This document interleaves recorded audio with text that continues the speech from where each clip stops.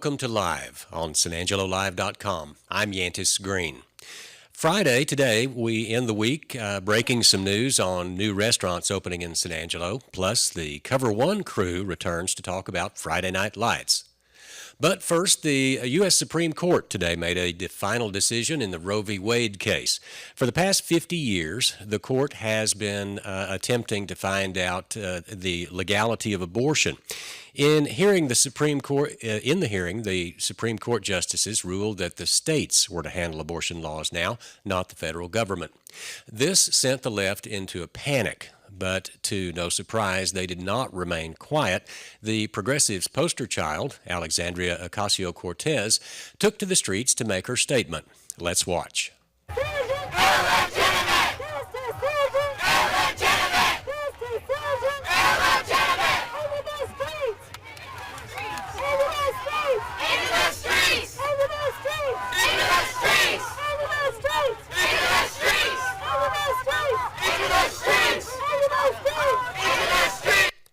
Now, protests on both sides have been going on for years, but now with the final decision, even the leadership of the Democrat Party fear what could happen next.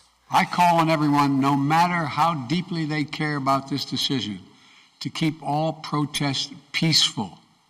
Peaceful, peaceful, peaceful. No intimidation. Violence is never acceptable. Threats and intimidation are not speech. We must stand against violence in any form, regardless of your rationale. Here locally, there has not been an abortion since Planned Parenthood left San Angelo in 2013. However, the decision is still making an impact on the community. When asked on his thoughts, Bishop of the San Angelo Catholic Diocese of San Angelo, Bishop Michael Siss, said, "From the moment of conception, a human being has the right to life. Therefore, I give thanks to God for the decision by the U.S. Supreme Court to overturn Roe v. Wade." He continued by saying, "I encourage everyone to offer ongoing practical support to our local pregnancy resource centers and to pray for their staff and volunteers. Pregnant mothers in our communities in West Texas need support to help them obtain the necessities of life for themselves and their children." Also in news, Tom Green County Judge Steve Floyd this afternoon declared a disaster in the county and banned the sale and use of fireworks along with all outdoor burning. The disaster declaration states that the county is experiencing the fifth driest year in the last 128 years, and the county has surpassed the threshold of 575 on the KBDI index, which is used by the Texas A&M Forest Service to determine drought and wildfire conditions. The disaster declaration says, quote, "The sale, use, and discharge of all fireworks in Tom Green County is expressly prohibited," unquote. Now, this does not prohibit sanctioned commercial fireworks displays like the Star Spangled Banner concert and fireworks show at the River Stage July 3rd. The National Weather Service has also issued a heat advisory for Friday, the remainder of today, and also for tomorrow through 9 p.m. Other news, Little Caesars Pizza has opened another location in San Angelo. The new pizza place opened in East San Angelo, not too far from Goodfellow Air Force Base, at the corner of South Bell Street and Paint Rock Road. Last year, Little Caesars applied for a building permit that was approved and came in at just over $400,000. Little Caesars is home of the Extra Most Bestest Pizza and the Hot and Ready Pizza. Their pizza is also priced lower, starting at about $5.55. This is the third Little Caesars location in San Angelo, with one located at 23rd and North Bryant and the other at 1823 Knickerbocker Road. Speaking of Knickerbocker Road, right across Commerce Street from Little Caesars is Jason's Deli. Jason's Deli is well underway there. Jason's Deli is a sandwich shop similar to McAllister's. Jason's Deli took over part of the old Coronas building across from San Angelo Stadium and will be sharing the building with Smoothie King. John Ostrander, one of the owners of the building, said back in April, "Smoothie King is a little further along than Jason's Deli. We are anticipating for one to open in July and the other in August." He estimates his estimates rather seem right on the money, as Jason's Deli is looking to have its grand opening on August 8th. And finally, are you ready for the weekend? Well, if not, you ought to be, because it's going to be nice, sunny, and very hot. For Saturday and Sunday, we're looking at a high of over 100 degrees, around 102 tomorrow, around 100 degrees on Sunday. Both days it will be hot and sunny. For Saturday, the National Weather Service has issued a heat advisory. But don't worry, cooler temperatures are on the way thanks to a mild cold front and some much-needed scattered rain showers that should hit early next week. And after the break, Trammell, Bellini, and Chadwick talk high school football. We'll be right back. Hey, if you've driven anywhere in the world the past couple of years, you've noticed a lot of empty lots at dealerships.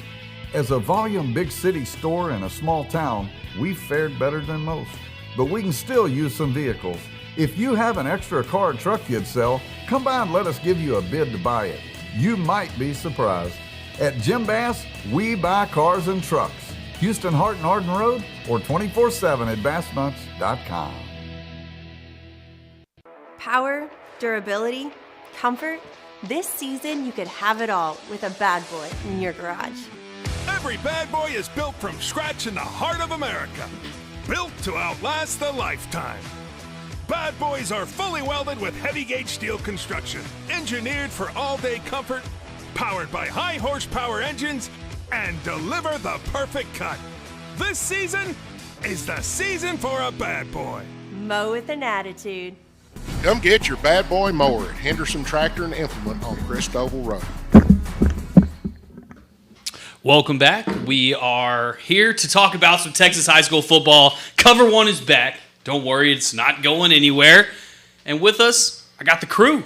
Chadwick, James Bellini. How you guys doing? I'm doing pretty good, Matt. Thanks for having me. All right. All right. Well, let's get into some talking about it. First, let's start with some stuff that's going on right now in Texas. Right now is a 7-on-7 Texas High School Football Championship. A number of guys from around the region went. One got it done. Miles and Brady were in the championship for the Division III, and Miles ended up winning. Guys, let's break that down a little bit. Well, that's something.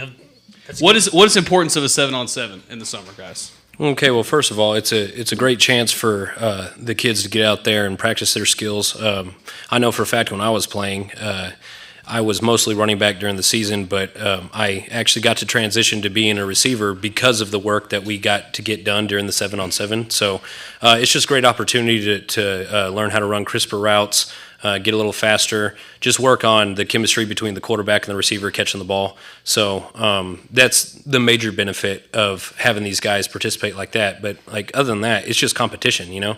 Healthy competition is always fun. So when you have a little bit of success during the summer, and sometimes that translates onto the field on Friday nights during the fall.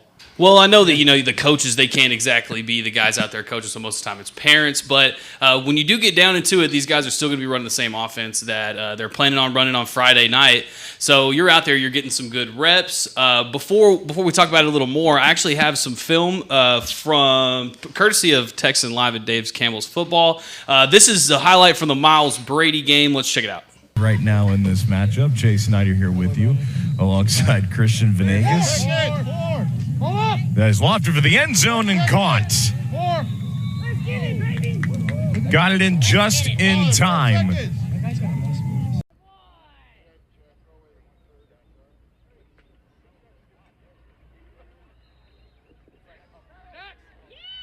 throws, and it's caught for the touchdown. Jason Patillo.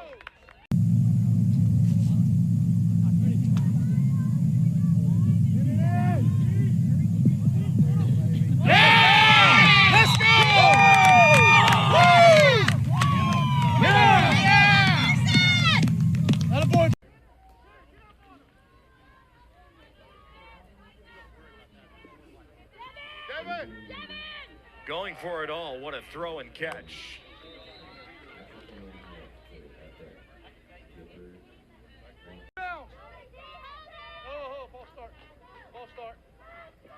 Ball. Yeah! Intercepted. back to you. Nice little toe tapper there. Yeah, I know, Back of the right? end Right in the zone. back of the end zone. Yeah, Nice catch. That also shows that football never really ends in Texas. Once track is over, it goes straight into football season, and you go straight into 2-a-days after this. It doesn't never end. So it was the matchup was between Miles and Brady. That's not a typical matchup that we see like in the playoffs or anything big championship wise. But Miles won the 7-on-7 state championship. Does that usually bode well, or what do you guys think? Do you think that thing is going to make him some extra confidence going into the season? Oh, I mean, of course. Like, if anything, like I said, the biggest benefit to this is chemistry between the quarterback and the receiver, right? So, like, and especially if you get schools like this who don't have as much success in the postseason, or they don't usually get there, or like even if they do, it just gives these guys the confidence. It helps them build confidence first of all, and then it gives them a chance to shine. So. Part of being in those skill positions, when you have a chance to excel, any confidence that you get from that, it can only help you moving forward. All right, so Central was also there. They didn't make it as far. Let's talk about the other side of this. What do you think happens, I guess, when you go to a 7-on-7 tournament and you have high expectations, maybe some high hopes to do some big championship aspirations, and you fall short? What do you think that can do to an offense when it comes to August? I mean, it's got to be a wake-up call, especially for these bigger schools. If you're losing to a 3A and a 4A program, then like it kind of reiterates that, hey, maybe I need to spend a little extra time in the gym. Maybe I need to run a couple extra routes, have my quarterback thrown to me afterwards. It can be kind of sobering, but at the same time, like it's by no means a negative experience. If anything, it's a motivator to, like, all right, time to get serious, because come Friday nights, the players are bigger, the players are faster. Like, you got some work to do, so let's get it. And if we got film for this, coaches definitely have film for this. Oh, for sure, yeah. So they're watching their team, they're seeing what works, what doesn't work, and as far as skill positions go, and now these are not done with pads. Blaney, what do you think when we get the pads on? Does this 7-on-7 translate? I think it translates a little bit. I mean, you're still, like Chadwick said, you're still getting the reps, you're still getting chemistry, and just adding a little bit of pop to it. Yeah, it's a little bit harder to catch a football on pads and throw a football on pads too, but, I mean, reps are reps at the end of the day. So if you can catch without them, then, like, come when you put them on, you're still going to be better at it than you were before. Okay, so moving on, we have a little bit of Dave Campbell's. They released their top 10 list. We've got a few of them, right, James? Kind of go through those. Tell us a little about what we got so far. All right, we got 1A Division 2, 1A Division 1, and 2A Division 1.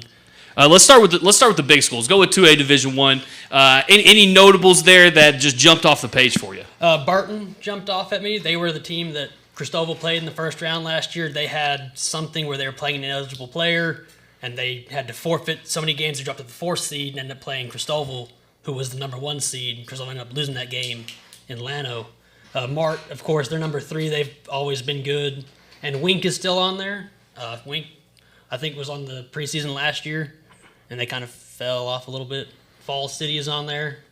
They made state last year. So a lot of these teams are teams that we've seen, but not because they were from the Contra Valley, but those are teams that some of these Contra Valley schools are playing, like the Cristobal and the El Dorados. Oh yeah, these are definitely teams that our guys are going to be playing come postseason. So it's just a nice little preview of, hey, if you want to win, you're going to have to beat the best. So, all right, and then moving on to a little bit of 6-man, James, what do you got?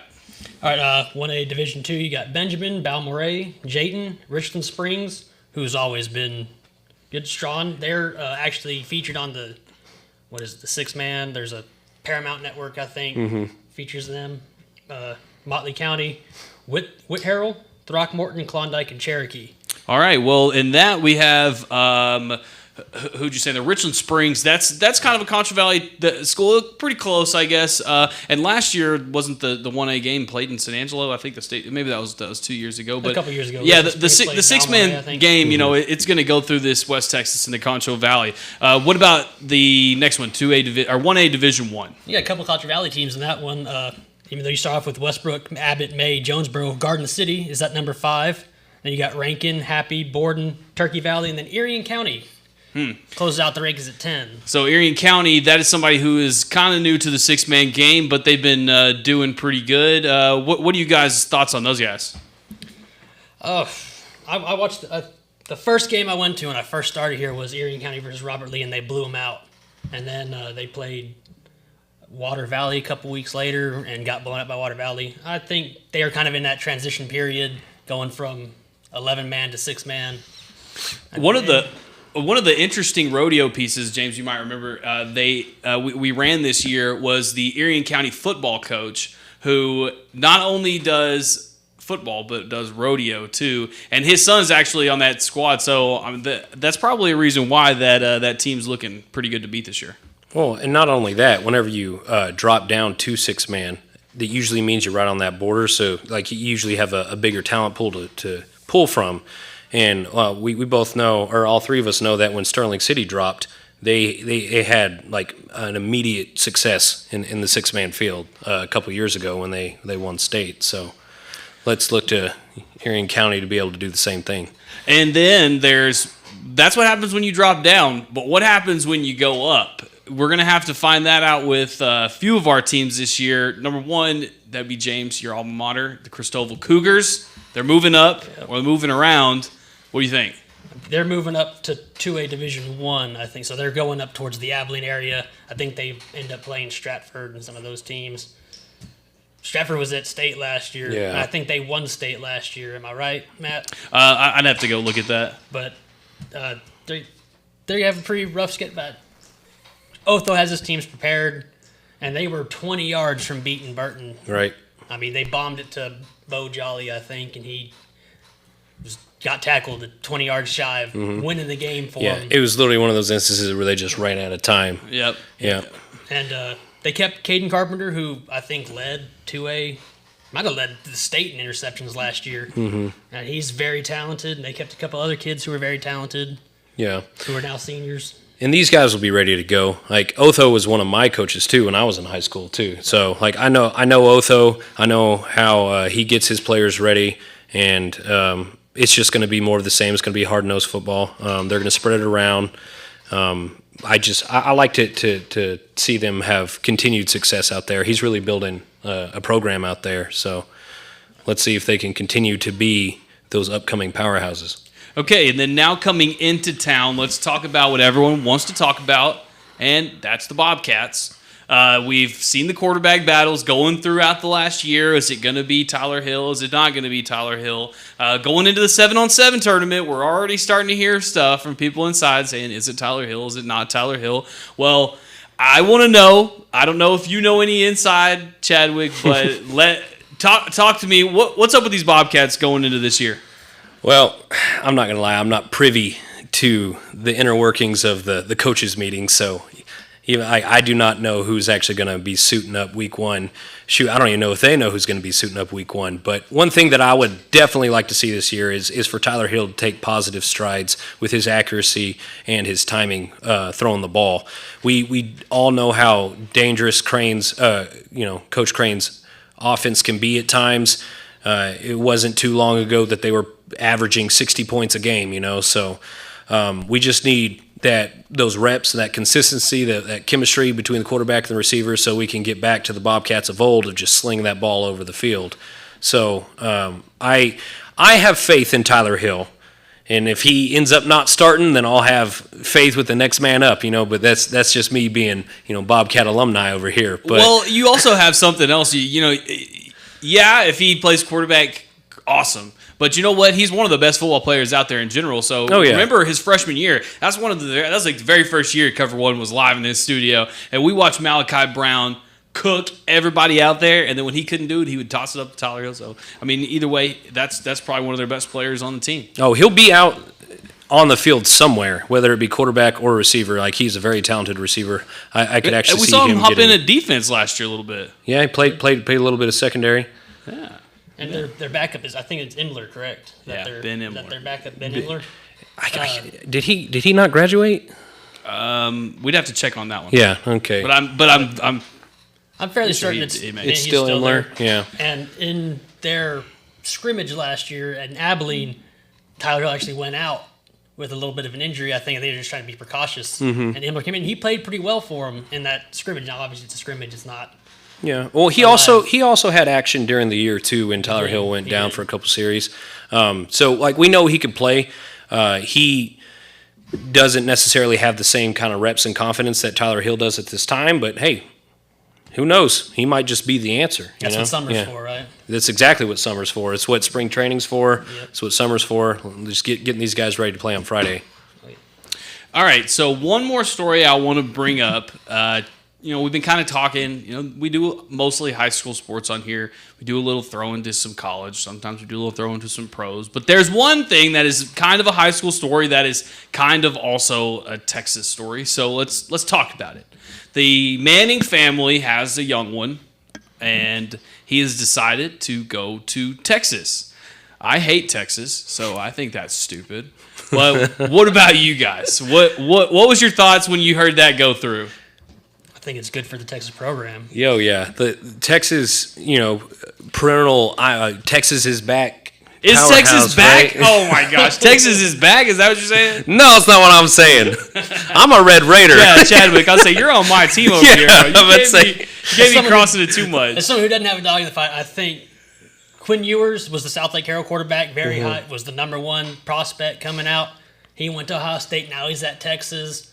Now you got Arch Manning, who has legendary NFL bloodlines. Yeah, an actual blue blood, yes. Yep, you got both of them at Texas. Right. That's a good start for Texas getting back to what Texas And was. I don't see any problem with Arch Manning taking a back seat his freshman year and just growing, So, like, eventually he is a Manning. He will play, So, even if he has to wait a couple years. So, like, this is nothing but positive news for the Texas Longhorns. I mean, me personally, I hope they lose to Kansas every year.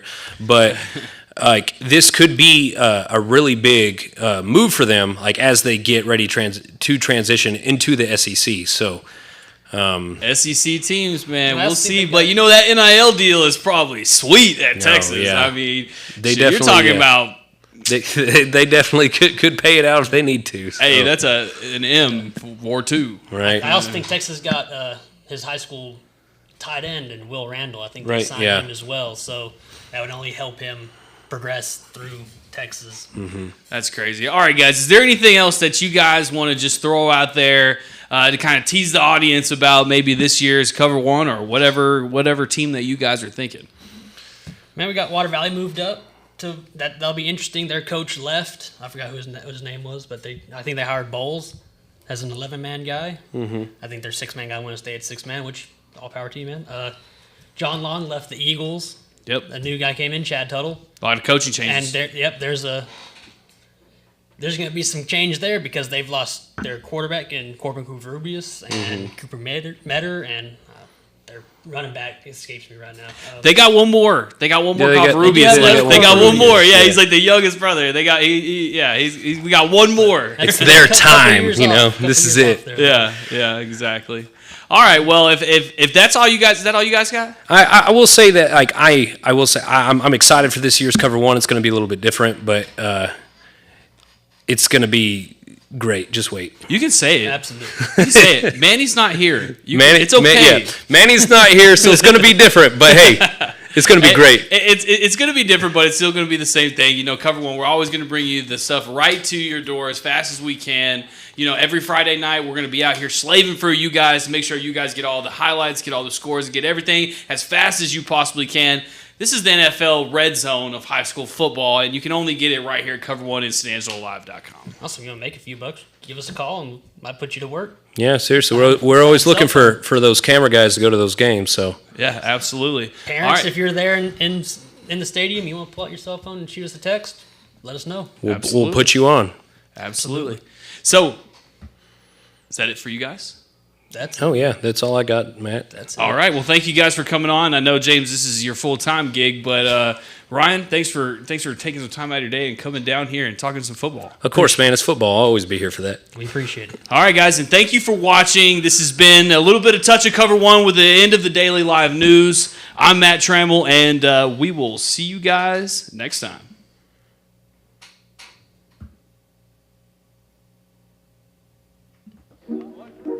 Who say they want it? Who say they ready?